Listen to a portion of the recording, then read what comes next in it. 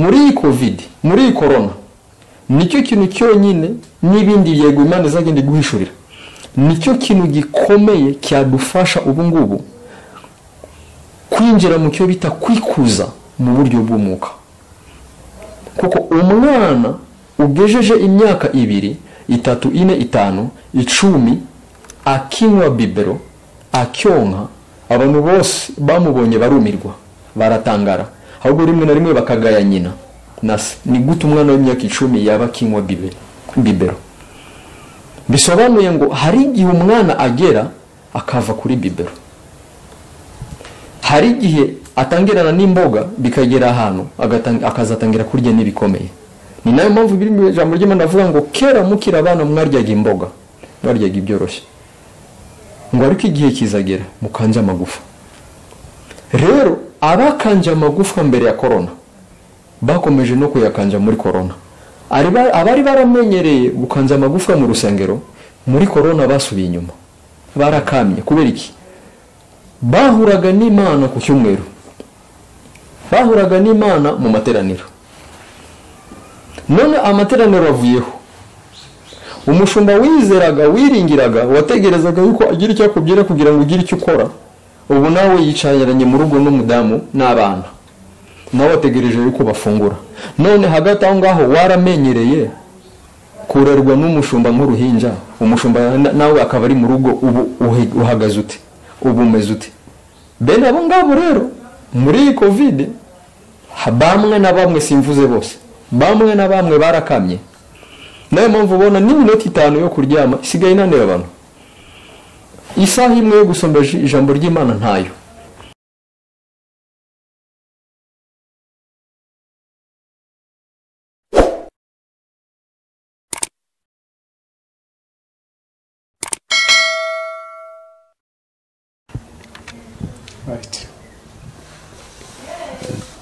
tubaye ikaze ngo mudukurikiye kuyogeza butumwa TV bakristo bene data nshuti z'umusaraba banyarwanda mudukurikiye ndetse n'abandi bari mu bihugu bitandukanye bigize isi tubaye ikaze mu uyu mwanya mwiza wo kuganira ijambo ry'Imana aho tubagezaho bavuga butumwa batandukanye abapasiteri n'abandi benshi Imana yagiye ihamagarira kugira ngo basarure umurimo wayo mu gihe nk'iki ngiki tugiye gutangira tubereka ko turi kumwe kuri screen zanyu atwibwire twinjire mu isengesho turaganira byinshi turibanda mu bihe turimo by'imperuka twumva icyo bibiri bivugaho duhuze n'ibihe turimo turebe icyo Imana dushakaho mu gihe nk'iki ngiki tubaye ikaze mu kiganiro Murakoze cyane mwene data Imana ibamugisha cyane twishimiye kubana namwe kandi natwe turabasuhuza mu izina rya Yesu muribwira abadukurikiye kugira bamenye turi kumwe nande murakoze cyane Yesu abamugisha cyane Yesu ashimwe turabasuhuza mwese mu izina rya Yesu twishimiye kubana namwe muri iki kiganiro minota mike tugiye kuvuga ku ijambo ry'Imana turanezerewe yuko muri bubane natwe mu mazina yanjye nitwa Sengabo Patrick ariko nkabanzwe ku izina rya Odi nkaba nkunda Yesu cyane nkaba ndi umuvuga butumwa nkaba nkunda n'abantu hakunda ijambo ry'Imana ndetse nkakunda cyane iyo ndi gukorera umwami mu magambo makeya nibyo ngibyo natangizanya nabyo yego twinjira mu kiganiro nandi kugira ngo dutangire nkuko nari nababwiye ko tugiye kuganira mu bihe by'imperuka tubihuze iki ijambo ry'Imana ribivugaho yaba ari mu isezerano rya kera irishya se nako tubihuze n'ibihe duhagazemo nk'abakristo bo muri iyi myaka turebe ikigero turiho niba ari cyo Imana ishaka turaza kwibanda ku ijambo riri muri Timoteyo wa 2 igice cya 3 turaza kureba imirongo 5 ibanza umutumirwa turi kumwe cyangwa se umuvuga butumwa aragenda adusobanuriraho neza kugira tubashe gusobanukirwa icyo Bibiliya yavugaga ndetse anaduhurize n'ibi bihe turimo murakoze cyane Yesu abamugisha cyane iyi ni nko gutangiza, ntabwo ari ryo jambo nyaryo 100% turi buze kuganiraho, ariko ni nk'ijambo ry'urufunguzo tugiye guheraho. Turaza gusoma muri Timote wa kabiri igice cya 3 umurongo wa mbere, turaza kumanuka ngenda za gusoma Bibiliya ijambo ry'Imana. Ubwo nihaba undi uri buze kudufasha kuri Bibiliya yera nawe araza kudufasha. Haravuga ngo Timote wa kabiri igice cya 3 umurongo wa mbere, haravuga ngo umenye neza ko mu minsi y'imperuka hazaza ibihe bikomeye. Mu minsi y'imperuka, mu minsi ya nyuma hazaza ibihe bigoye, hazaza ibihe bikomeye, kandi ibyo bihe keretse udafite amatwi n'amaso, sibyo? Katujye ku murongo wa kabiri, turaza kubivugaho gatoya nyuma twinjire mu ijambo ry'uyu munsi. Umurongo wa kabiri haravuga ngo abantu bazaba bakunda ifaranga. Ibyo ni Bibiliya, ndi gusoma muri Bibiliya ijambo ry'Imana. Nawe mu rugo niba uri kudukurikira wasoma mu ufite, ushatse wasoma mu Bibiliya yera cyangwa ntagatifu cyangwa igifaransa cyangwa icyongereza, ngende mu ijambo ry'Imana. Dusubire ku murongo wa kabiri, haravuga ngo abantu bazaba bakunda ifaranga, birata, bikuza, batuka Imana, batumvira ababyeyi, bazaba ari indashima, batubaha Imana. Yesu ashimwe cyane. Ntabwo ndi bubisobanuraho cyane, ariko byo nyine birisobanuye ugereranyije n'ibihe turimo. Umva ko navuga ngo abantu bazaba bikunda, niki tutarabona muri iki gihe cya none? Niki tutarabona ku bijyanye no kwikunda, umutima wo kwikunda, umutima wo kwikubira, umutima wo kwikunda n'abawe n'ibyawe, abanjye, ibyanje, utwanje, abacu, ibyacu. Niki tutarabona? Bazaba bakunda ifaranga. Niki tutarabona? Turanyakishwa n'inzara, womena kwiyarara. Ntunavuga uti reka ndebe uyu muntu niba yarayariye, uyu muntu uko yaratunzwe n'imibyizi akaba nta kazi dufite muri guma mu rugo, uyu muntu abayeho ate? Ngo wumve ubabajwe no kumenya uwo muntu se abayeho ate. Yego nitwirengagije, nitwibagiye ko nawe ufite ibibazo nawe mu rugo, ariko se turacyagira kagatima ko kwibaza se umuturanyi yarayate, ameze ate, ese yaba yarwaye, ese yaba yaburaye n'abana, ko inzara nayo hari igihe iteza ibibazo mu rugo, ko hari n'amakimbirane azanwa n'inzara, ko hari inzangano ziterwa n'inzara, ko hari intambara zizanwa n'inzara. Na satani yashatse gutegera umwami w'abami ku biryo, kanswe twebwe. Yesu ashimwe cyane. Umva kandi ka gatatu, bazaba birata. Muri iki gihe abantu basigaye biyemera. Paulo yaranditse aravuga ngo nta wundi nziratana umusaraba n'ibyaha byanjye. Abantu basigaye biyemera, abantu basigaye birata, bakirata n'ibyo badafite, bakirata n'ibyo batarageraho. Rimwe na rimwe bakabyitirira Imana, rimwe na rimwe bakabeshyera ubuhanuzi, rimwe na rimwe bakabeshyera ndetse n'abantu. Ubwirasi bwabaye bwinshi, ubwibone bwabaye bwinshi. Umva ikindi kintu bavugaho ngo bikuza, ubu bantu barishize hejuru, ubu nta kwicisha bugufi. Dore ikimenyetso cya mbere cyo kwicisha bugufi, umwami w'abami waremye isi n'ijoro, waje kuducungura, waje kutuvana mu maboko ya Satani, ariko umunsi umwe aremera aricara kugira ngo asige urugero rwiza mbere yuko azamuka, mbere yuko twohereza umufasha mwiza. Aramanuka avanamo inkweto abigishwa be, aca bugufi, araboza ibirenge. Ageze ku mukozi w'Imana bita Petero ashaka kubihakana, ngo reka nibishoboka. Hamwe reka ntaho tuzaba duhuriye, mutabyemere ko mbikora, reka ibyanditswe bisohore. Mwandi magambo, reka ntanga urugero rwiza kugira ngo nawe uzatanga urugero nk'urwo natanze. Aca bugufi. Ubu abantu basigaye birata, basigaye bikuza, basigaye batuka Imana. Muri kugenda mubona filime ziri kugenda zisohoka hirya no hino ku isi, bakina Yesu ari umutinganye, bakina Yesu afite imbunda n'amaeskoti, aba Petero bose babahaye imbunda. Hajye mubona ubushakashatsi bagiye bakora mu butaka, muri za Egypte bagenda bagaragaza ngo imva ya Yesu n'amagufwa ya Yesu, bakanabipuruva. Abascientifique bakagenda babyerekana neza, berekana amagufwa ya Kristo. Ibyo byose ni mu buryo bwo guhakana icyo bita izuka ry'umwami. Kandi utemeye ko Kristo yazutse, ntacyo agakiza kaba kakumariye, kuko n'insinzi yacu ituruka mu kuzuka k'umwami wacu Yesu Kristo. Iyo aherana n'imva, nta gaciro twari kuba tugifite uyu munsi wa none. Abantu bazaba batuka Imana. Umva ikindi kintu, batumvira ababyeyi. Ibyo byo noneho ntitwanabitindaho. Ababyeyi mwatubera abahamya, murabibona imitwe ikomeye abana bafite, ubwibone, kutumvira.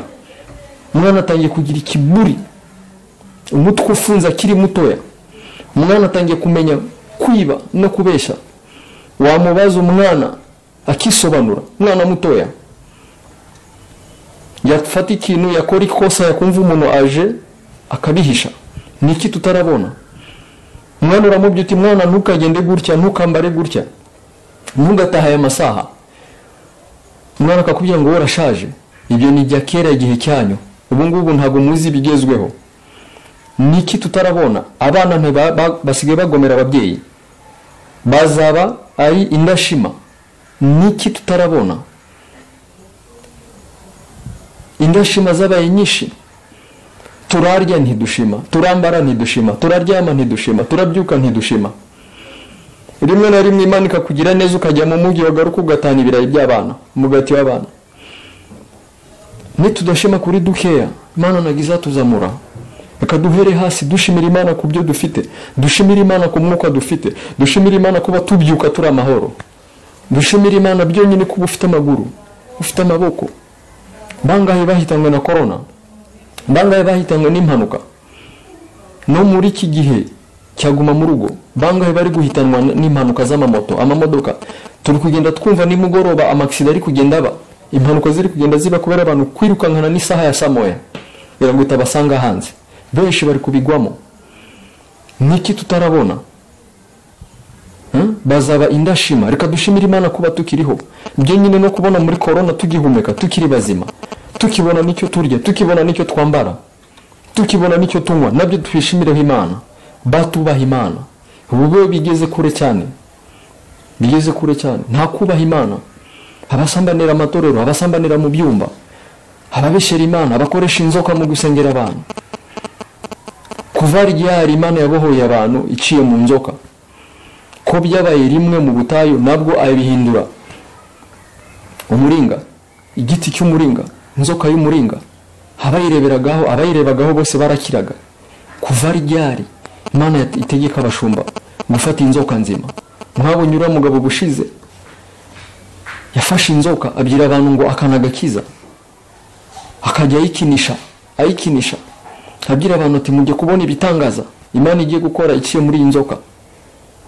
Nta bundi yari yaribagiwe yuko nawe ubwe wenyine ishobora kumugirira nabi. Yari ifite ubumara, yari ifite amenyo, ntazi ukuntu yayibagiwe gutya gatoya. Ibiramukubise mu gutwi, abwira abantu ngo nta kibazo, ngo ntacyo ndi bube, mfite imbaraga z'Imana. Mu kanya gatoya, iyo video mwarayibonye abantu benshi, mu kanya gatoya ubumara butangira kugera mu mutwe, atangira kubyimba. Iyo nzoka yayishize hasi, baramuterura, baramujyanye bamujyana kwa muganga, bamushiramo ibyuma, mu minota mike yarapfa. Ibi byose nigenda bikwereka kutubaha Imana, kubeshera Imana. Umva umurongo wa 3 avuga ngo badakunda ababo, kuba imiryango ntigikundana. Ubu noneho corona yatweretse ko byose bishoboka. N'uwafushaga yaburaga ukuntu aherekeza umuntu wapfuye, kuko bitemewe gusohoka kugira ngo tutanduzanya. Abantu barafushaga, mwenyine mugahamba, mwenyine mugakora ikiriyo, tugatinya kugusura kubera kwirinda covid tutaza kuhandurira. Kandi na amategeko twahawe, kandi tugomba kuyubahiriza. Abantu bazaba badakunda babo. Turi kugenda tubona hirya no hino abantu bicwa n'inzara, abavandimwe babo bakize, bafite amaza rukururana. Tubibona hirya no hino, ufite rukururana 3 4, muri umuntu akaba ari umukarani. Abantu bazaba badakunda babo. Mu zindi ndimi bavuga ngo imiryango yabo, famiye zabo, abo bavukana, ikimenyimenyi na mbere ya corona abantu bari basigaye bahurira mu makwe, nyuma y'ubukwe ntumenye aho umuvandimwe yaciye, uwakoze agasha akwandikira kuri WhatsApp, uwakoze agasha araguhamagara, abantu kaba batura mu mugi umwe bakamara amezi 6 ntawe iragira mu rugo rwundi kandi bavindimwe. Abantu bazaba badakunda babo, badakunda abo bavukana, badakunda inshuti, badakunda ababyara babo, badakunda abaturanyi, badakunda abo basengana.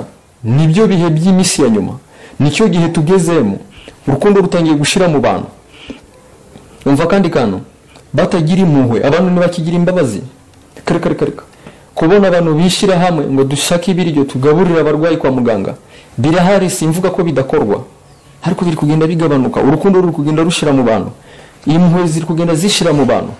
Uzasoma ahantu henshi Kristo mbere yo gukiza abantu biravuga ngo yarabarebaga ngo akabagirira impuhwe, mbere yo kubakiza ngo akabagirira impuhwe, habanza impuhwe hanyuma hagakurikiraho bikorwa. Nubona abantu banza utekereze ku mpuhwe nkuko Yesu yatugiriye impuhwe, kaduhereza agakiza ku buntu twura abanyabyaha tutanabikwiriye.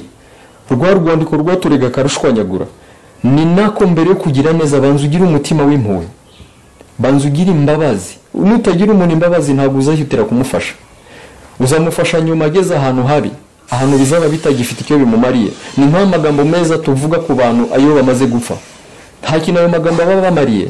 Yababwiriye bakiri bazima, mushimira akiri muzima, niba hari n'icyo wamuha kimuhe akiri muzima. Ariko amagambo meza tuyavugira kwirimbi, amagambo meza tuyavugira mu kiriyo, umurambo ntiwumva. Kadukunda abantu, reka tugire abantu neza, reka tugire impuhwe, reka dutabare abantu bakiriho. Yesu ashimwe cyane. Umva kandi kano babesherana, bahubuka, ibinyoma byaruzuye, abantu barirukanisha abandi mu kazi nta mpamvu, kugambanirana no mu rusengero, intambara zo mu masengero zitarangira, bamwe bakajya nyuma y'uyu mushumba abandi bakajya nyuma y'uyu mushumba, hanyuma intambara ya rota abuyu nguyu bakarwana nabuyu, amatorero akagenda afungwa, polisi kinjira mu rusengero akaba ari iza gukiza intambara, abashumba bagatongana, rimwe na rimwe bagakizwa n'abadakijwe. Nagahoma munwa gukizwa n'umunyamubiri uri umunyamwuka. Iyo abanyamwuka bananiwe nakunda abanyamubiri bagomba kwinjira kuko biba byabananiye. Bahubuka, ubu abantu barahubuka, abantu ntibagitekereza ku byo bagiye gukora, abantu ntibagitekereza ku byo bavuga. Ni naho haturutse umutima wo kwikunda no kwirebaho. Yesu ashimwe cyane. Ngo mbere yo kuvuga ngo banza uzunguze ururimi karindwi, niki Kristo yashaka kuvuga hariya? Nuko banza gutekereza ku byo ugiye kuvuga. Aya magambo ngiye kuvuga arubaha nako arubaka cyangwa azasenya? Ese aya magambo ngiye kuvuga mu Misiri imbere ntago yasenyera abantu benshi? Ese ibi bintu ngiye kuvuga ntibizababaza mugenzi wanjye? Habayeho icyo bita guhubuka cyane. Abanyapolitiki bamwe na bamwe hirya no hino ku isi tugenda tubona barahubuka, kavuga ijambo kakangurura abantu bamwe bagakangurira kwica abandi. Hari n'abagiye barengera bakitwaza n'imirongo ya Bibiliya kugira ngo bigishe abandi kugira nabi. Biturabifite mu ngero zanga muri iki gihugu cy'u Rwanda. Ibintu bizwi, abantu bagiye bitwaza imirongo ya Bibiliya kugira ngo bigishe abantu kwica, ngo babeshyera Imana, batubaha Imana, badakunda Imana. Umva kandi kano bazaba ari abanyarugomo n'abanzi b'ibyiza. Urugomo rwabaye rwinshi, tutagiye kure twenyine turabizi muri iki gihugu. Tugenda twumva buri munsi abagabo bagenda bica abagore n'abagore bagenda bica abagabo. Ushize nigeze kumva inkuru sinda verifya niba ariyo, umugabo wakundaga gukubita umugore buri gihe. Umunsi umwe aza yasinze, umugore agenda azana umugozi mwiza cyane, bari bafitanye umwana umwe, aramuzirika nijoro, masasa abaza nijoro aramuzirika ahantu hose, arangije azana indobo y'amazi yateguye inkoni, arangije amusukaho amazi, arangije arakubita umugabo yajya kwinyagambura bikanga ko yari yamuzirikanye n'igitanda. Arakubita, arangije afata ivarisi iryo joro, afata n'uruhinja rwe, ahamagara tagisi, atahajya iwabo. Umugabo wabyutse mu gitondo ikimwaro, isoni, yakubiswe yabyimbye umubiri wose. Arangije aramureka iminsi 2, bukiye bwaho afata imodoka ye ajya kumureba mu muryango iwabo. ananirwa gusobanura icyo bapfuye, ananirwa gusobanura icyajyanye umugore, ariko amaherezo umugore aza kuvugisha ukuri, imiryango iramukondana, irangije barabunga, ashira umugore mu modoka aragarwa. Guhera uwo munsi discipline igaruka mu rugo. Ariko se kuki urindira gukubitwa? Yesu atubabarire. Umva kandi kantu ka kane turaza kurangiza ku murongo wa 5 ngo abagambanyi n'ibyihebe n'abikakaza. Ubugambanyi bwo bwararenze urugero, ugahimba ikintu ukagishyiraho kandi ukacyemeza kandi ukagishyira no ku mbuga nkoranyambaga. Turi kugenda tubona hirya no hino abanyapolitiki bakomeye, abapasiteri bakomeye bari kugenda bashira amashusho yabo ku mbuga nkoranyambaga, bamwe na bamwe bababeshera ngo babafashe basambana. Hari amashusho bagiye bahuza kugira ngo basebye, bamwe na bamwe bakabita ngo naba Freemasons, ngo naba Freemason, abandi bakabita ngo naba Illuminati, abandi ngo barari kuzimu. Abantu bagaterura ikintu bagatereka aho ngaho, bagahimbira umuntu ikintu kitabaho kugira ngo bagusebye, kugira ngo bakwangirize. Kuri umurongo wa 4 ngo abagambanyi n'ibyihebe n'abikakaza ngo bazaba bakunda ibibanezeza aho gukunda Imana. Benshi ngo bazaba bakunda ibibanezeza. Ni nayo mpamvu muri iki gihe benshi ntibagikunda amagambo y'ukuri, ntibakunda inyigisho zirasa ku ngeso zabo, zirasa ku byo bakora, bihishe mu mwijima. Paulo arandika aravuga ngo ibyo ubashije gukorera mu nzu uzashobora no kubikorera hejuru y'inzu, ngo ibyo uzakorera ku manywa mu mwijima nako uzabasha no kubikorera ku manywa. Ariko iki gihe birakomeye, byarahindutse. Abantu babaye abagambanyi n'ibyihebe nako bazaba bakunda ibibanezeza aho gukunda Imana. Aravanga Imana n'ibyaha. Ubu aho biri kugenda, isi iri kugenda isaza. Kandi iyo bavuze ngo iherezo ntibaba basobanuye ngo isi zabirangiye ibintu byose bihagarare. Itorero nirizamuka hari ubundi buzima buzakomeza. Kandi kuzamuka kw'itorero ni segonda. Umva umurongo wa nyuma. Bazigira nk'abubaha Imana ariko bahinyura ububasha bitera. Bazigira nk'abubaha Imana. Ibi noneho tugarukire noneho mu ruhande rw'abakijijwe cyangwa abakristo muri rusange. Bazigira nk'abubaha Imana, bamaze abapfakazi, babamazeho ibintu, bamaze imfubyi, bararya iby'imfubyi ku manywa na nijoro. Bazigira nk'abubaha Imana, bazitwaza Bibiliya, ariko imirimo yabo ya nijoro izaba itandukanye cyane n'ibyo bavuga ku manywa. Hari n'amagambo amwe namwe bazagenda batubwira mu matorero, tugire ngo koko ni Imana, kandi arabahanuzi b'ibinyoma kugira ngo bahaze ibyifuzo byabo. Natwe kubera kuba impinja mu buryo bw'umwuka, benshi tuzabayoboka, benshi tuzabakurikira kubera kutamenya ibyanditswe. Niyo mpamvu tugeze mu gihe cyuko nawe wakwirebera ibyo bavuga koko niba ari byo. Ese ibyo batwigisha koko biba muri Bibiliya? Yego ntituyobewe ko hari abanyabwenge, hari nabo Imana ihishurira bagira ubwenge budasanzwe, bakavuga n'ibintu birenze kandi amaherezo bikaza gusohora. Ariko igipimo dufite ni kimwe gusa, igipimo dusigaranye gusa ni igipimo bita ijambo ry'Imana. Ibyo twisomera ku ikoranabuhanga tubigereranye n'ijambo ry'Imana, ibyo duhanurirwa, ibyo abakozi b'Imana batwigisha hari imbere koko bifite ahantu bihuriye n'ijambo ry'Imana. Nta kindi gipimo dufite, kuko si bose bagira ihishurirwa, si bose bahanura, si bose bigisha. Igipimo dufite ni kimwe gusa, yaba umuhanuzi, yaba umwigisha, yaba umubwiriza, yaba impinja mu mwuka, yaba ukuze mu mwuka, igipimo dusangiye ni ijambo ry'Imana. Kuko turarizi ko tugeze mu bihe noneho ikoranabuhanga ariryo rigiye gukora. Ese uzabyifata mute nutishakira wenyine ngo umenye ukuri, ngo muzamenye ukuri, ukuri kuzababatura? Bisobanuye ngo ukuri konyine kushobora kukubohora nta muntu uhari. Ushobora gusoma ukamenya ukuri wenyine ukabohoka, nta muntu waje kugukangura gukurura amatwi. Bigenze gutya, gira gutya, ukuri konyine kukakubatura. Ni nayo mpamvu Yesu yaravuze ngo ndukuri, ndubugingo.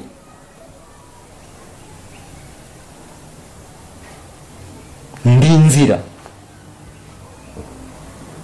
turaza kubisoma mu ijambo ry'Imana.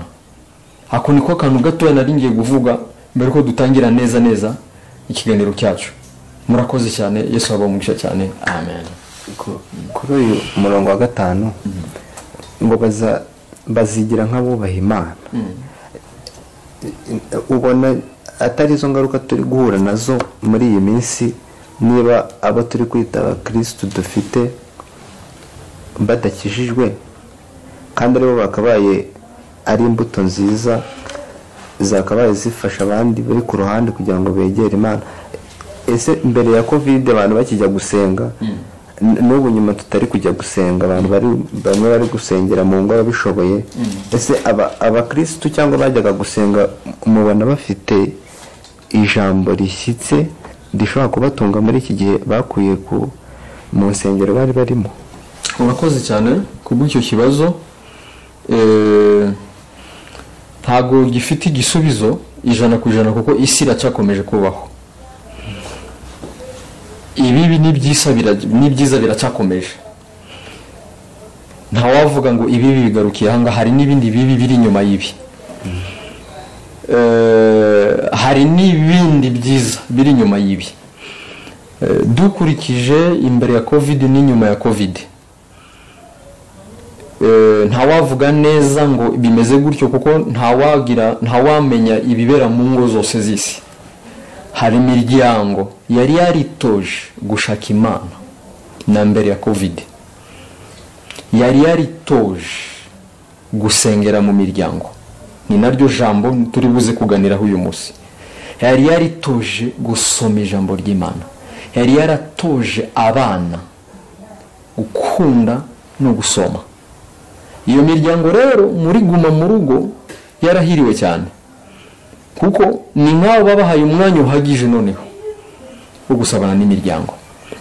Icyo ni cyambere. Icya kabiri, abatigeze bitoza gushaka Imana ku giti cyabo.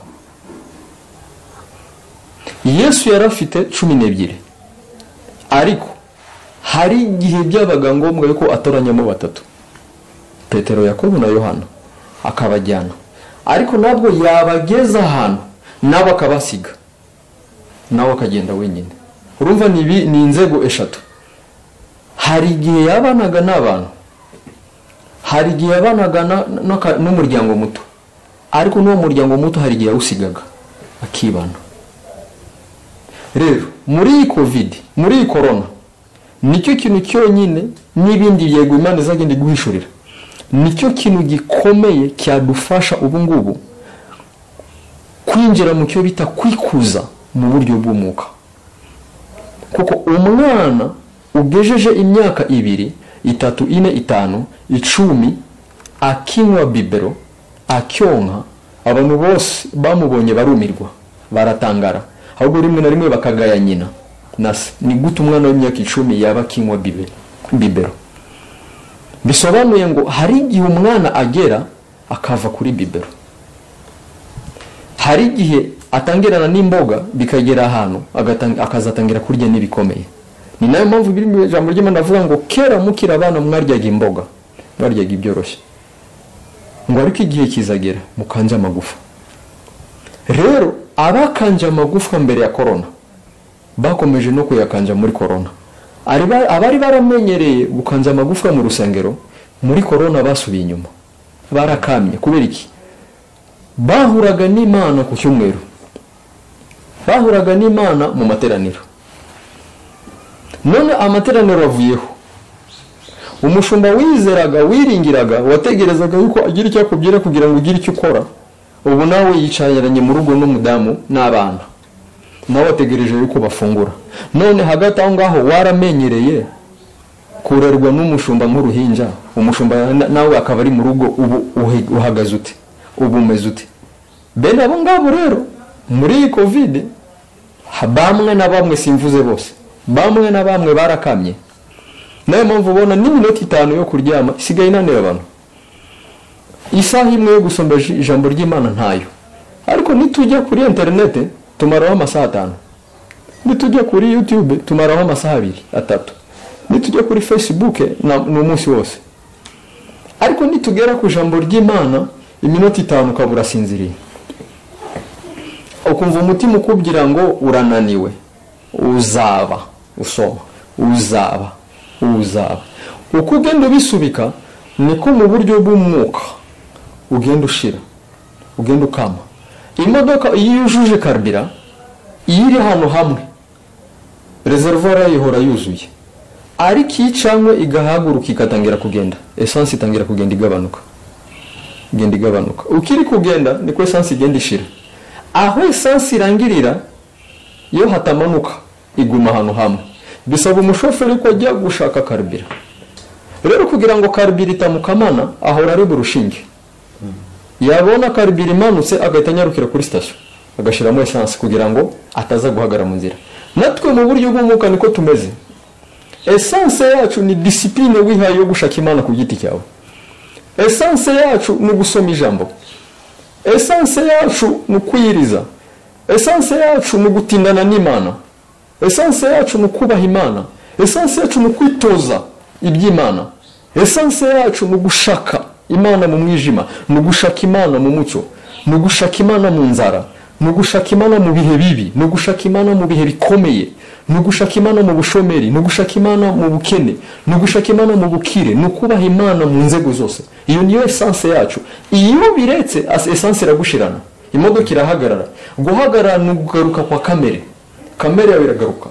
Iyo discipline yo mu mwuka irangiye, kamere iragaruka. Ni nayo mpamvu Paulo ayandikira Timotheo aramubwira ngo ku imyitozo y'umubiri ngo igira umumaro muri biki, ngo ariko kwitoza iby'Imana cyangwa ijambo ry'Imana ngo rigira umumaro mu gihe cy'ubu no mu gihe kizaza.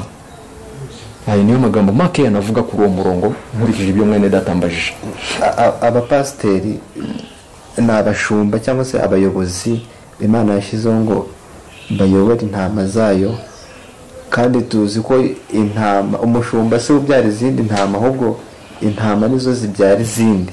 Niba kuko abapasitori cyangwa se abashumba batarigeze batoza intama zabo kubyara izindi, muri iki gihe intama zidafite umushumba, murakeka zitari buze, reka mvuga ko wenda zimwe zizabyara ihene ntizibyara intama.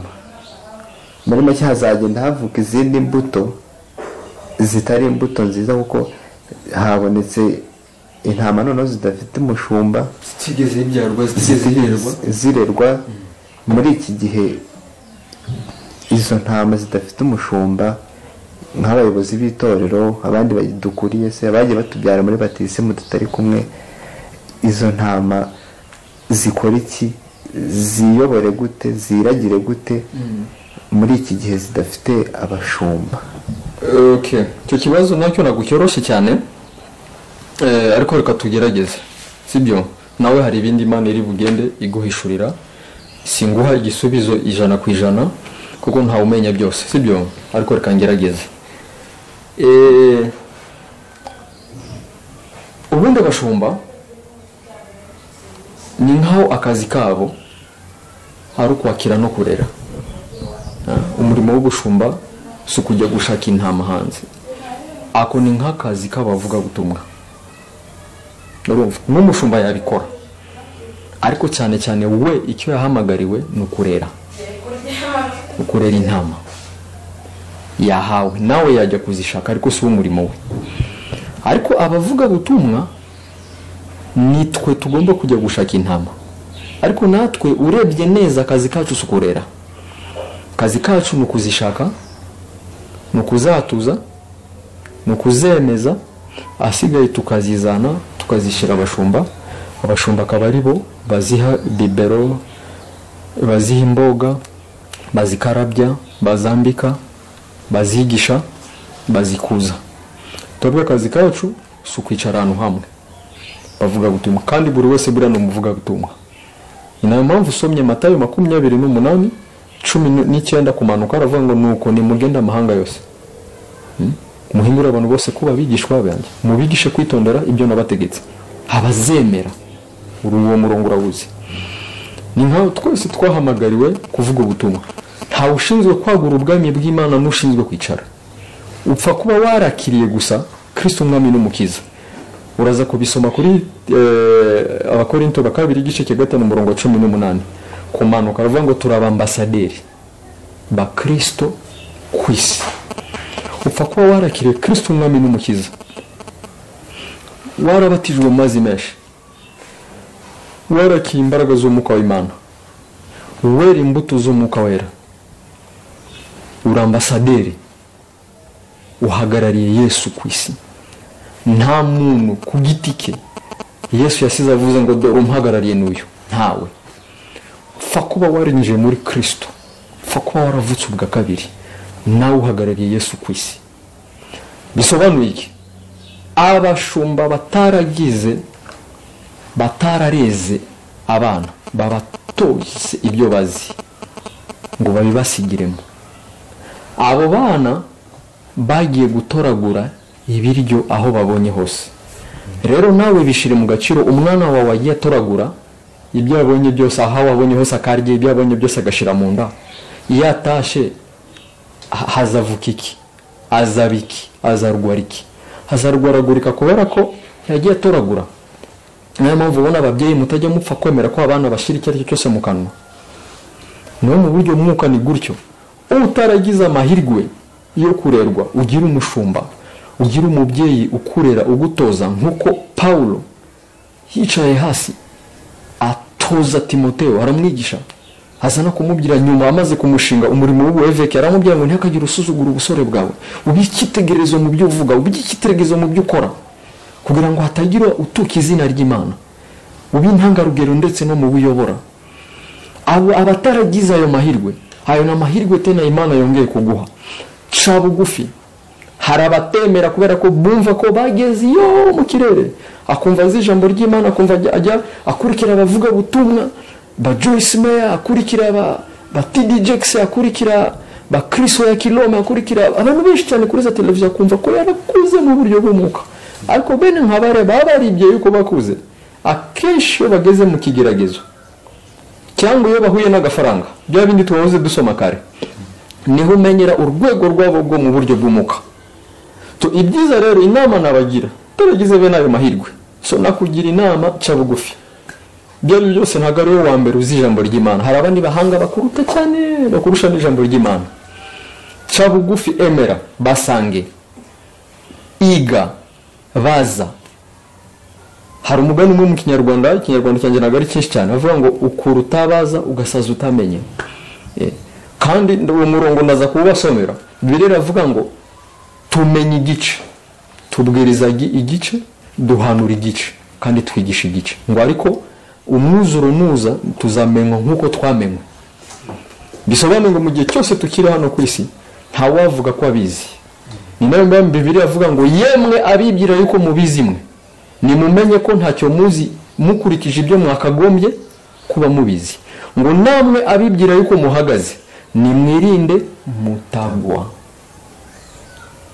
Bisobanuye ngo nta uzi byose, nta wakwihagararaho. Yesu ashimwe cyane. Ca bugufi, shaka abakurenze, shaka abafite ubumenyi kukurusha. Ibyo utumva, buriya abakristo benshi tugendana ibibazo muri twe kubera ko tudahabwa umwanya wo kubaza. Kankangurira abakozi b'Imana, nimutanga umwanya wo kubaza. Tugeze mu bihe ubwenge bugiye kwiyongera burenze ubwenge babayeho mu mateka y'isi. Hagiye kwaduka ibintu bisha mu ikoranabuhanga ritigeze ribaho mu mateka y'isi.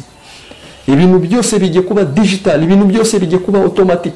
Abantu bagiye kureba no kumenya no kuyobora isi bicaye ahantu hamwe. Ubu rero utafite ubumenyi, base, fondation y'ijambo ry'Imana, umusingi w'ijambo ry'Imana, uzarerwa n'ikoranabuhanga.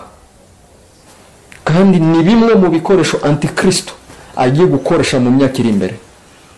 Simvuze ko ikoranabuhanga ari irya Satani, oya. Satani ntarema, Satani arigana iby'Imana yaremye. Ubwenge burahari, ariko ubwo bwenge ntitwibagiwe yuko Satani agiye bukoresha mu gukora ibibi nk'uko Imana ishobora kubukoresha mu gukora ibyiza. Kuko hari byo Satani atigana. Mu byo byamunaniye kwigana harimo imbuto z'umwuka wera. Ibindi Satani arabyigana ariko ntabwo ajya yigana imbuto z'umwuka wera. kubwiriza nawe arabwiriza, guhanura nawe arahanura, kwigisha nawe arigisha, ariko ntabwo ajya yigana imbuto z'umwuka wera. Ni umwihariko umwuka wera yahereje abana bayo, abamenye bakamwakira nk'umwami n'umukiza, ngo yabahaye ubushobozi bwo kwitwa abana b'Imana. Abo ngo ntibabyawe n'inyama n'amaraso, ngo ahubwo babyawe n'Imana. Nimuce bugufi, nimwegere ababarusha ubumenyi, kuko ntawe uzi byose. Twongere twige, dushake abaturenza. Abashumba nimumanuke musange intama. Nubwo tutemerewe gusurana muri iki gihe cya covid, ariko hari ukuntu Imana yatwegereje ikoranabuhanga. Nimuhugura abantu, nimubaze abakristo bababaza ibibazo. Hari benshi bafite ibibazo ku mubatizo, hari benshi bagifite ibibazo mu kwizera, hari benshi bagifite ibibazo ku ifunguro ryera, hari benshi bagifite ibibazo mu bijyanye n'ibihe bya nyuma. Abashumba nitumanuke, nitugire abantu inama, nitwigishe no ku ikoranabuhanga. Covid ntizahoraho iteka ryose, hari igihe izahagarara. Icyo gihe se tuzongera dusubire mu matorero, duhagarare kuri za podium, turindire abakristo ko badusanga kuri podium. Mu rusengero ko tutabona umwanya wo kubaza, tuzamenya gute? Muha abakristo umwanya wo kubaza, bamenye ibyo barimo, kuko ibihe tugiyemo utarabitse ijambo muri we, hari igihe ibi bitabo biza kurwaho, hari igihe umwuka w'Imana aziretira ku isi. Icyo gihe azakora icyo bita gukizwa ku bw'amaraso. Mu gihe tukiri mu buntu bw'Imana, nyabuneka nimureke dushakashake kumenya icyo umwami akunda, n'ikimana ikunda, n'ikimana ishaka. Mu magambo make, icyo nicyo nashobora kuvuga no gusubiza kuri icyo kibazo. Kadusoreze kwa aya magambo twasomye muri Timoteyo 2. N'ubundi iyi si twabonye irimo ibi ngibi by'urugomo, kwikunda, gukunda amafaranga, ari abadakijijwe n'abakijijwe bayirimo. Ariko ibanga rirabirihe ko twese n'ubundi tuzinduka tujya gushaka ayo mafaranga, ko twese tugira amakimbirane, ko twese inzangano zakomeje kuzamuka? Ibanga rirabirihe ku muntu ushaka kubicika, nubwo amafaranga nyafite ariko mbicike, simba imbata y'amafaranga, simba imbata y'urugomo, inzangano? Ibanga ribirihe? Ibanga nk'uko nabivuze, ukoze neza kubaza icyo kibazo. Rwose natwe dukeneye amafaranga, turayashaka rwose, turayahiga ku manywa na nijoro. Kandi Salomo yaranditse mu mubwiriza avuga ngo amafaranga asubiza byose. Si byose mu buryo bw'umwuka, byinshi by'umwuka amafaranga ntago yabisubiza. Ntago wahimana amafaranga ngo iguhe umwuka wera se? Wahimana amafaranga ngo iguhe umutima mwiza se? Ntago bishoboka. Wahimana amafaranga ngo iguhe ubuzima bwiza se? Ntago bishoboka. Icyo yashatse kuvuga ku bijyanye n'isi turimo, uyu mubiri twambaye. Hari ibyo dukeneye natwe. Dusangiye n'abapagani amamodoka, dusangiye indege, dusangiye telefone, dusangiye amasaha, dusangiye amamoto. Nta nganda zacu tugira, twese dusangiye inganda. Turaturanye, turi mu isi imwe.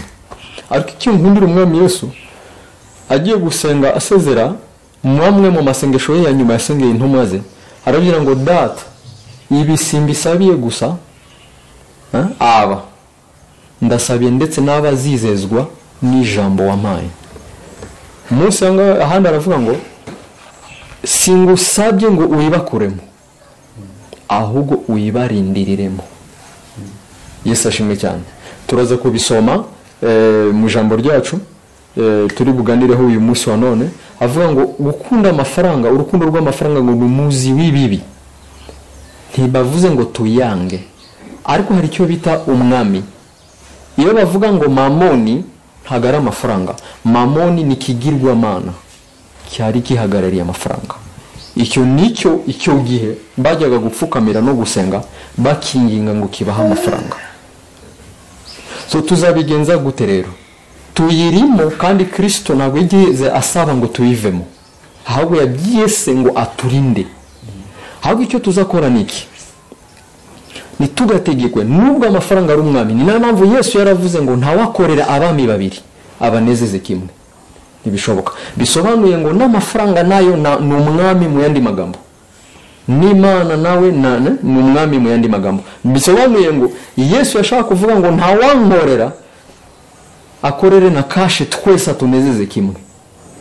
Ariko ntibisobanuye ngo ntitwakorera umwami tudatunze kashe. Oya, tushobora tukorera umwami tusanzwe tunamukorera ariko dufite na kashe. Ba Daniel ntago barabakene, abakoreraga leta banahanura banerekwa bafite n'amafaranga. Ba Yosefu ministre w'intebe, ministre w'ububanyi n'amahanga, ministre wa finance, vice president, arafite moyen, arafite cash, ariko ntiyigeze atandukira. Tukarwanye n'ibindi byo hanze, kuko niyo mpamvu Imana yaduhaye ubwenge no kugira ngo tugereranye, turebe ibivugwa, ibikorwa, ibyo turi kurebesha amaso, ibyo turi kumvisha amatwi. Ntiyigeze ahemukira Imana. Sibyo? Dushobora gukorera cash, ariko hari icyo bita umwami. Amafaranga nakatubera umwami. Oya, y'amafaranga amaze kukubera nk'ikigirwamana ahinduka umwami. Icyo gihe rero ntago wabakunda bombi, gukunda umwami Yesu kunde na kashe ngo uzabanezeze kimwe. Ibishoboka. Amafaranga ni umukozi wacu, ntago turi abakozi b'amafaranga. Nitwaremewe amafaranga, amafaranga yaremwe ku bwacu. Tugomba kugera muri level dutegeka amafaranga. Amafaranga ntazo dutegeke. Banzi ijambo ry'Imana. Nayo mpamvu Kristo yabivuze neza hari kuri Matayo 5 na Matayo 6 tuzahasoma. Aravuga ngo ntimukibaze muzabaho mute. Avuga ibintu bitatu: kurya, kunywa, kwambara. Ariko ntiyigeze avuga amakashe ya banki, ntiyigeze avuga indege n'amamodoka. Nabyo turabikeneye. Avuga kurya, kunywa no kwambara. Bisobanuye ibyo nibyo duharanira. Turarwana n'igifu ninda kumanywa na nijoro. Muruko kurwana no gushakisha imibereho uko twabaho, ni naho bantu benshi bagiye biga ibyaha bishya batari basanzwe bakora. Rero iyo amafaranga amaze kujya hejuru yawe, atangira kukubera umwami. Kandi umenye yuko Bibiliya ijambo ry'Imana avuga ngo niba tuzana akanwa kawe yuko Yesu, Abaroma igice cya 10 umurongo wa 9 n'umurongo wa 10, niba tuzana akanwa kawe yuko Yesu ari umwami n'umukiza mu bugingo bwawe, ukizera yuko yamuzuye mu bafuye, uzakizwa. Bisobanuye ngo y'amafaranga ari utekereza ku manywa nijoro, urota amafaranga, utekereza amafaranga, uvuga amafaranga, yewe rimwe na rimwe umuntu ashobora kugupfiraho ntunayasohora ngo amufashe. Icyo gihe amafaranga yari yatangiye kuba umwami. Icyo gihe rero kumvira Imana, icyo gihe rero icyo bita guca bugufi bizakugora, kuko hari undi mwami uri mu bugingo bwawe. Niyo mpamvu Kristo yavuze ngo nimukibaze muzarya iki, muzanywa iki, muzambara iki, mubanze mushaka ubwami bw'Imana no gukiranuka. Dore intambara dufite ku manywa na nijoro, gukiranuka. Gukiranuka muri kashe rero ni intambara. Kandi ntihazagire ukubesha ngo yakiranutse amafaranga 100%. Aracyari mu isi, aracyambaye umubiri. Ni intambara tugomba kurwana nayo, nkuko nta wakwirata ngo sinzarwara na rimwe mu buzima. Hari n'abakozi b'Imana Imana yemera ko baca muri iyo nzira ndetse bakajya no mu ijuru. Sibyo? So rero reka dutegeka amafaranga, reka tujye hejuru y'amafaranga. Habanze umwami w'abami. Amafaranga ajye nyuma yacu, ajye munsi yacu, azadufasha gutabara, azadufasha gufasha imfubyi, abafakazi n'abakene, azadufasha kubaka amatorero, azadufasha gufasha leta. Tuzubaha, tuzatanga imisoro nkuko bitegekwa. Mbese amafaranga tuzayategeka, ntabwo azadutegeka. Icyo gihe rero kumvira umwami bizaba byoroshye cyane, kuko uzaba ufite icyo bita umusingi w'ijambo ry'Imana. Mu magambo make nibyo nabo ushobora kuvuga. Turabashimiye Bwana Odi. Twari kubivugaho byinshi, ingingo nini cyane. Turaje no kuza kuvugaho Yesu yavuze ko bigoye umukire cyangwa se umutunzi kwinjira mu bwami bw'Imana kurusha uko ingamiya yakwinjira mu mwenge w'urushinge. Tuzabishakira ikindi gice, ariko turabashimiye kubwo uko mubashije kudusobanurira. N'abandi benshi bari bafite ibibazo bimeze nk'ibi ngibi barushijeho gusobanukirwa. Bagiye bivuga neza ngo si 100%, ariko hari icyo wakwiga n'undi yakwiga, ndetse n'undi afite ibindi. Ariko tubashimiye kubw'uyu mwanya. Tuzakomeza no kubatumira mu bindi biganiro bitandukanye. Reka rero tubaho umwanya kugira ngo mwinjire mu ijambo mwateguye uyu munsi.